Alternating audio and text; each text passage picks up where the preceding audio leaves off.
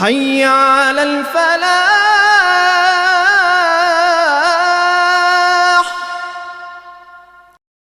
بڑا عجیب مضمون سامنے آیا تو یوں دل ہوا کہ ابھی رمضان گزرا ہی ہے، یہ بھی مضمون آپ کے سامنے پیش کرتا چلوں۔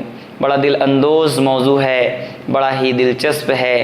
یقیناً رمضان ہم سے گزرے ہوئے بس 2 ہفتے ہونے کو ہیں جو رمضان ہم سے گزر گیا۔ خیر، رمضان گزرنے پر اس کی ساعتیں برکتیں ہم بالکل محسوس کر رہے ہیں کہ وہ گیا ہے تو اس کے جانے کا پورا احساس، لیکن پیغام آج کا کچھ اور ہی ہے۔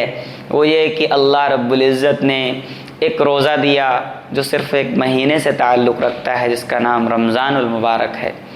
خوش آمدید اللہ پھر نصیب فرمائے ہم سب کو۔ اس کے بارے میں نے دعا بھی خطبے میں اور جمعہ میں بھی پڑھوائی، لوگوں کو سنوائی۔ اللہم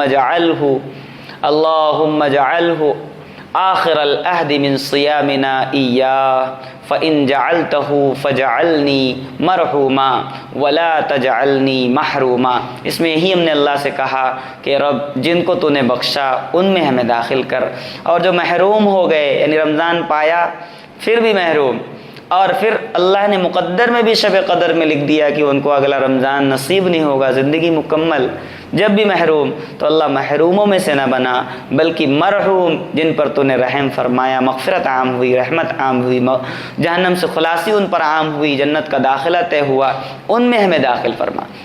موضوع یہ ہے کہ روزہ صرف اور صرف ایک ماہ کا نام نہیں ہے۔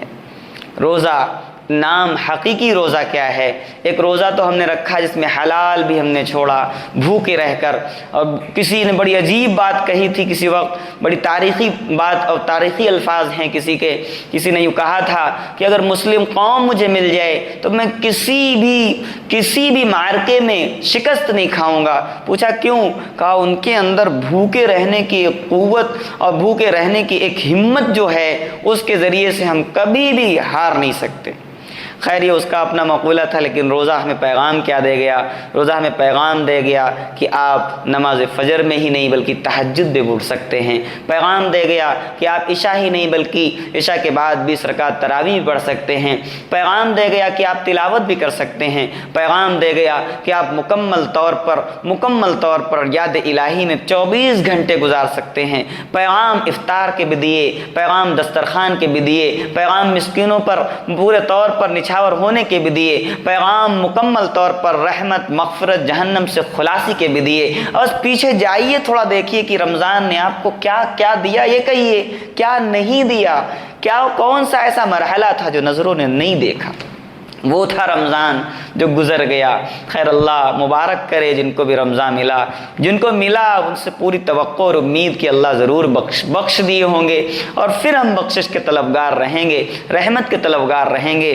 روزے نے ایک پیغام، ہمیں بہت سارے پیغاموں میں ایک پیغام جو دیا کہ آپ اللہ کی اطاعت پر، اللہ کی فرمانبرداری پر مکمل طور پر چل سکتے ہیں۔ یہ آپشن ختم ہو گیا، نہیں زمانہ ایسا، حالات ایسے، یہ چیزیں ایسی نہیں، آپ اللہ کے فرمانبردار بندے بن سکتے ہیں۔ اب آئیے حقیقی روزے پر، یعنی حقیقی روزہ، اس روزے کے بعد ایک حقیقی روزہ زندگی کا کیا ہے؟ اس روزے میں بہت ساری چیزیں دیکھی، رحمت، مغفرت اور تمام تر چیزیں، پھر شب قدر جیسی راتیں، اور اس کے بعد لیلۃ الجائزہ جیسی رات، اور اس کے بعد پھر صبح کا کپڑوں کو سے مزین ہو کر، خوشبو سے مزین ہو کر، اور پھر نکلنا عیدگاہ کی طرف، اور یوں غور فکر کرنا کہ تنزل الملائکہ، اللہ کے فرشتے اترے ہیں، وہ ہم سے مصافحہ بھی کر رہے، خوش آمدید بھی دے رہے، اور عیدگاہ میں کھلے آسمان کے نیچے نماز پڑھ کر ایک فرحت اور ایک خوشی ملی کہ الحمدللہ آج اللہ نے بڑا عمل کا حصہ ہم سے لے لیا، اور اللہ رب العزت نے آج بخشش کا مکمل کام ہمارے لیے فرما دیا۔ یہ سارے پیغامات ہم نے دنیا میں دیکھے اور ابھی رمضان کے گزرنے پر دیکھے۔ حقیقی روزے پر آئیے، اگر اللہ نے ہمیں کلمہ لا الہ الا اللہ محمد الرسول اللہ دیا، تو اب یہ ایک حقیقی روزے کی نیت ہے کہ اب اللہ کے حدود میں آپ کو رہنا ہے۔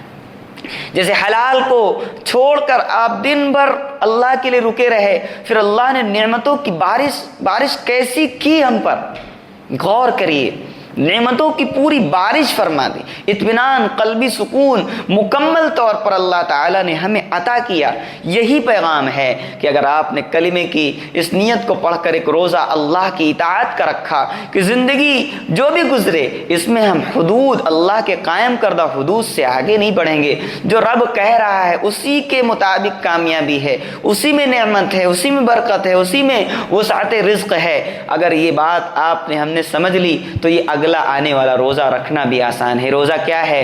اس میں آپ کو کھانے پینے سے نہیں روکا جا رہا، بس کھائیے حلال کھائیے، بس پیجیے حلال پیجیے، بس باتیں کریے اور مکمل طور پر حسن اخلاقی بانٹیے، لیکن بدگمانی نہیں، غیبتیں نہیں، بہتان نہیں، حق تلفی نہیں، معاملات کی بدمعاملگی نہیں کہ آپ بد پہ آ جائیں، نہیں، حسن معاملگی کے ساتھ پیش آئیں گے آپ تو اللہ رب العزت آپ کے دسترخوان کو رمضان ہی کی طرح بھرتے رہیں گے، آپ کے دل میں سکون اور فرحت اسی طریقے سے بخشتے رہیں گے اور نعمتیں مستقل آپ کو ملتی رہیں گی۔ لیکن یہاں پر بات بس نہیں ہے، بیچ میں بھی اللہ کی رحمتیں، برکتیں آپ کو اولاد کی شکل میں، رشتہ دار کی شکل میں اور شب قدر کی شکل میں ملتی رہیں گی۔ اور یہیں پر بات مکمل نہیں، لیلۃ الجائزہ کے نام سے بھی کچھ رات اخیر زندگی کے لمحے میں آئے گی جس میں آپ کو عام خوشخبری سنائی جائے گی کہ واقعی اللہ رب العزت نے آپ سے جنت والا کام لے لیا، اسلام کی صحیح طرز پر اسلام کا کام لے لیا۔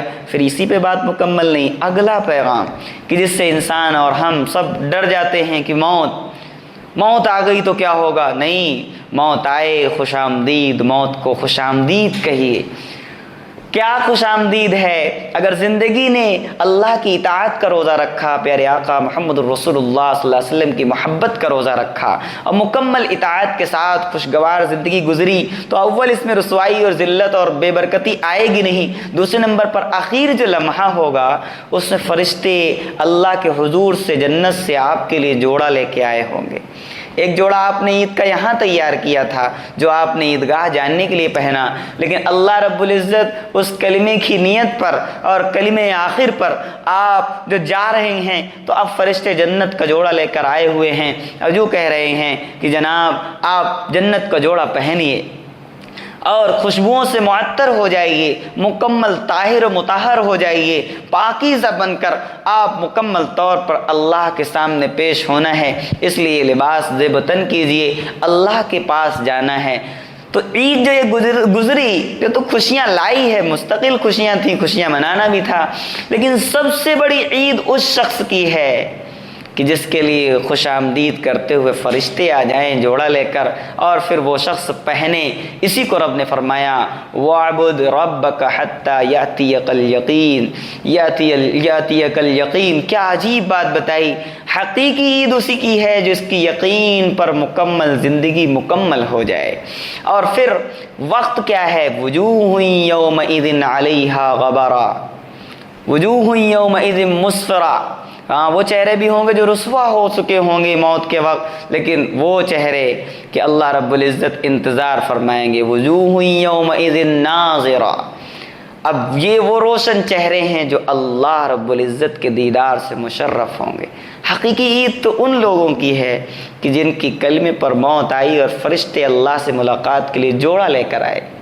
یہ ہے اصل روزہ اور یہ ہے حقیقی عید کہ فرشتے آئے جوڑا لے کر، جوڑا پہنایا اور پھر یہ بات بتائی جا رہی وجوہ یومئذ مسفرہ، یہی وہ چہرے ہیں جو خوش و خرم اللہ کی طرف رخصت ہو رہے، ان کو موت کی وجہ سے ڈر نہیں لگا بلکہ موت ان کی سب سے کامیاب اور سب سے دلنشیں چیز تھی، دلی چاہت تھی کہ ہم اللہ سے ملیں۔ تو وجوہ یومئذ ناظرہ الی ربها ناظرہ، کہ اب وہ منظر آ چکا ہے جس میں اللہ کی ملاقات بھی ہونی ہے، اللہ کا دیدار بھی ہونا ہے۔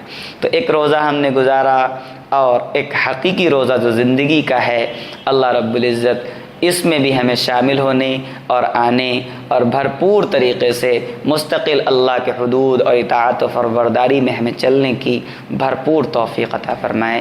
وآخر دعوانا الحمدللہ رب العالمین۔ حي على الفلاح۔